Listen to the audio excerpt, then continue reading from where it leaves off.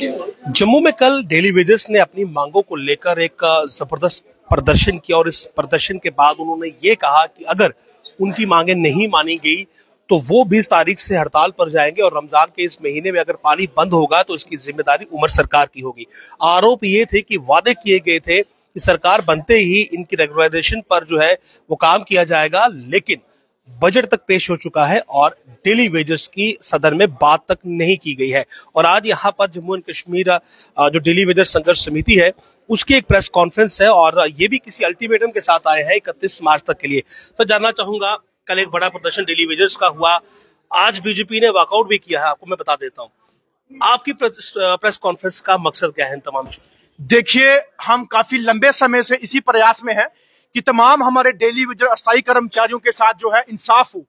हमारे mid day meal cook हो, ASHA worker, CPW, land donors, rural development department, irrigation, flood control, SRO 43, 63, जितने भी department है revenue के, वो सबके साथ आज डेली वेजर संघर्ष समिति जो साथ है।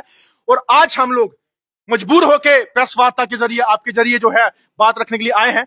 आप देख सकते हैं कि पहले भी हमने प्रदर्शन किया, धरने किए और हमने सोचा कि शायद बजट में डेली वेजेस के लिए कुछ ना कुछ नया आएगा, जिससे चलते इनकी राहत जो है उनको मिलेगी, इनके अंदर जो है मासूम चेहरे खिल के बाहर आएंगे। लेकिन बदकिस्मती से जब बजट सेशन आया तो कहीं पे भी डेली वेजेस का नाम मेंशन नहीं किया गया और जिसके चलते पुंछ का हमारा भाई डेली वेजर था उसकी जान चलेगी। और हमें बड़ा दुख है कि अगर उस दिन डेली वेजर्स की बात हुई होती वो आज हमारे साथ यहाँ पे बैठा होता। लेकिन हमें बहुत ही दुख है कि किस तरीके से ऐसा जो है वो वाकया हो गया। और बड़ी विडंबना की बात है कि उसके डिपार्टमेंट का बंदा एक भी वहां पे नहीं गया, जो परमानेंट हैं उनके ऑफिसर उनके घर तक नहीं गए पूछने तक। ये हालात है जम्मू कश्मीर के अंदर।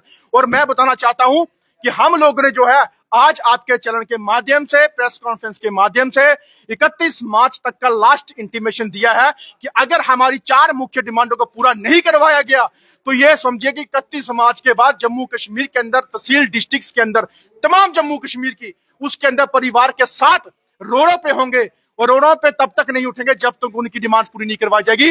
और यही लोगों ने वोट देके उनको कुर्सियों पे बिठाया है। आज वो कुर्सियों पे बैठ के इनका नजारा देख रहे हैं, इनका तमाशा देख रहे हैं, लेकिन आज अपनी ही बहसबाजी में लगे हैं। लेकिन इनके इंसाफ के लिए कोई बाहर नहीं आया, ना बिल पास किया गया। लेकिन अब हम चुप नहीं बैठेंगे। 31 मार्च के बाद आप देखिए किस तरीके से ये तमाम मासूम चेहरे आक्रोश के रूप में आएंगे।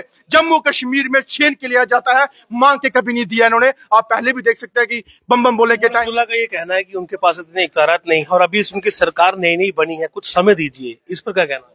देखिए, मैं मानता हूं उनके पास इतने इख्तियार अभी नहीं दिए गए, मैं मानता हूं कि कोई चीज नहीं की गई, लेकिन आप एज ए सीएम होने के नाते मैंने आपको मेमोरेंडम और आपसे मिलने के लिए बात की थी डेली वेजर के साथ, आपने अभी तक इग्नोर किया उस चीज को। और मुझे बताइए, अगर आप प्रधानमंत्री से मिल सकते हो, होम मिनिस्टर से मिल सकते हो, राष्ट्रपति से मिल सकते हो, तो आप ये भी रख सकते हो कि मेरे लोग आज पिस रहे हैं, जो कि आपने रैलियों में बोला कि भाई साहब सबसे बड़ा मुद्दा डेली वेजर्स का है, आप वहां पे बोल सकते थे। आपने सिर्फ अपने लिए ही, अपनी जो बजट है उसके लिए ही बात की, इनके लिए कोई बात नहीं की। अगर की होती तो शायद आपने असेंबली के अंदर इस चीज को उजागर किया होता। मैडम, आप भी कॉन्फ्रेंस में मौजूद हैं, आप प्रोटेस्ट भी हमने डेली वेजेस को देखने को हमने देखे हैं। आप बताइए कि क्या लग रहा है आपको कि आपके साथ धोखा हुआ? क्योंकि रैली में तो ये कहा गया, चुनावी वादे तो किए गए थे डेली वेजेस का, लेकिन अब तो कुछ हुआ नहीं। देखियो, कहने की बात ये कि धोखा हुआ नहीं, धोखा ही हो रहा है अभी तक हमारे साथ। क्योंकि उन्होंने यही कहा था अपने कि भाई जो है ये जो से हम डेली वेजर जो है इनके हम पहले मसले हल करेंगे, क्योंकि ये बेचारे काफी 30 सालों से चिल्ला रहे हैं। क्योंकि बिना पैसे के तो आजकल घर से बाहर नहीं निकला जा सकता, बच्चे हैं, स्कूल फीस सब कुछ है।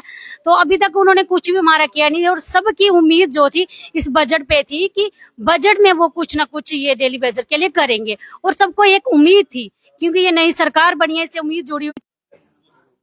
आप मुझे ये बताइए कि अभी बीजेपी ने आज वॉकआउट किया है आपके मसले पर, यानी कि डेली वेजर्स को सपोर्ट की है, तो आपको लगता है कि बीजेपी का अब वॉकआउट करना आपको कुछ फायदा दे सकता है?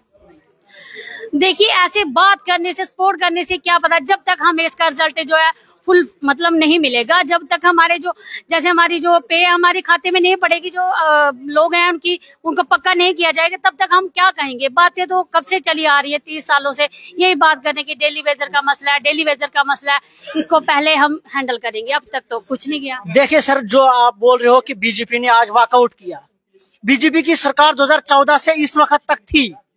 तो उन्होंने अपनी सरकार में उस वक्त उन्होंने भी हमें बहुत बड़े आश्वासन दिए थे कि आपका मसला हम फर्स्ट प्रायोरिटी पे रखा हुआ है। हमने अपना हमारा मैनिफेस्टो में उन्होंने भी रखा था। जब उनका टाइम अपना था उस वक्त उन्होंने भी इग्नोर किया। जो इस वक्त मौजूदा हुकूमत है इन्होंने भी हमें इग्नोर किया। ये समझते हैं कि हमें मतलब ना वो ऐसे हमें लॉलीपॉप दे के आज बोल रहे हैं उमर अब्दुल्ला ने आज हमारी डेली वेजर की बात करने से कुछ नहीं होगा। जब आपने बोला था इलेक्शन मेरी सरकार जम्मू कश्मीर में आएगी तो फर्स्ट प्रायोरिटी डेली वेजर का होगा। जो हमारे ऑल डेली वेजर है जिसमें मिड डे मील है, आशा वर्कर है, लैंड ओनर है, CPW बाकी भी जो सब डिपार्टमेंट में है।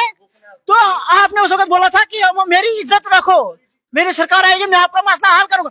आज हम आपके सामने टोपी फैलाते हैं कि जो आज हमारा रोजा चल रहा है इन दिनों भी हमें मतलब हम जो आगे ईद आने वाली है, बड़े दिन आने वाला है, उसमें हम अपने बच्चों को क्या देंगे, कहां से कपड़े देंगे, कहां से खाना देंगे, उनको गैस सिलेंडर कहां से लाएंगे, कैसे हम ईद मनाएंगे।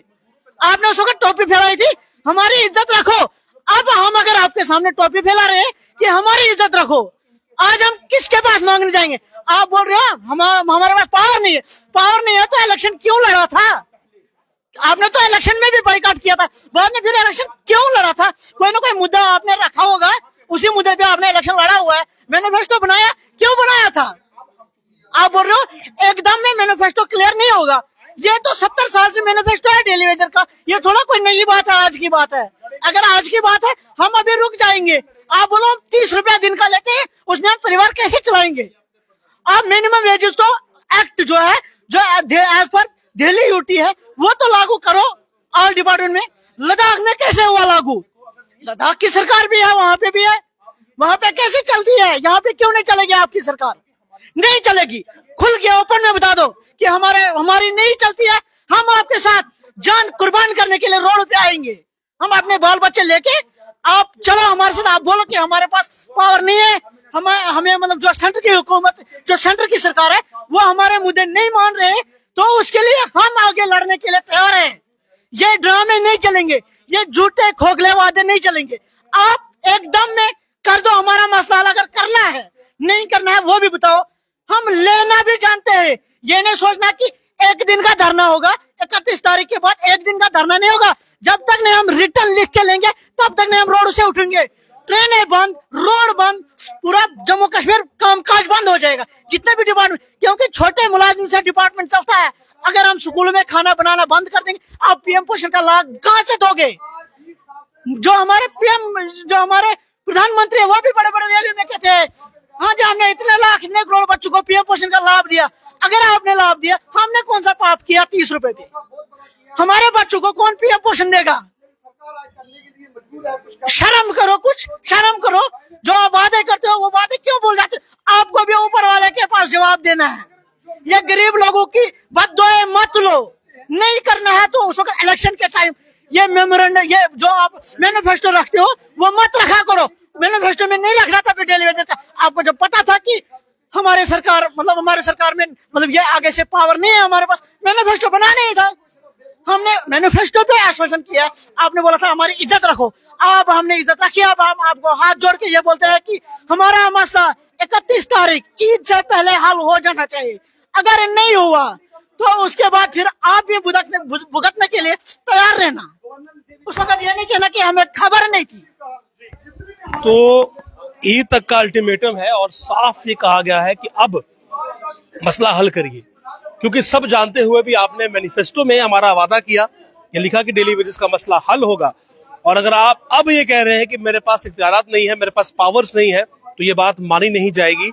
और ये साफ तौर पर इनका कहना है कि 31 के बाद हर विभाग में जो डेली वेजर है वो प्रोटेस्ट करेगा, वो स्ट्राइक पर जाएगा, कामकाज प्रभावित होगा और इसकी जिम्मेदारी जो है वो पूरी तरह से उमर सरकार की होगी, क्योंकि वादा किया था और अगर वादा किया है तो निभाना पड़ेगा।